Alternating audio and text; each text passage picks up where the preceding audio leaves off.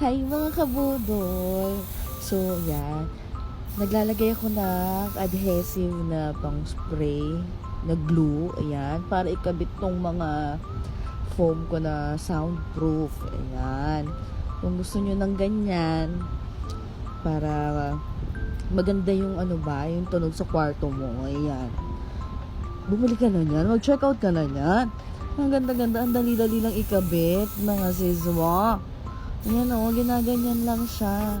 Kasi kakabit mo na siya dyan. Ayan, ang ganda. Diba, bongga? O, ano pang iniintay mo dyan? O, diba? Ang ganda-ganda mukha ng studio ang aking kwarto. O, powerful. Ganda. Andyan yung yellow basket ko. Check out mo na. Let's go!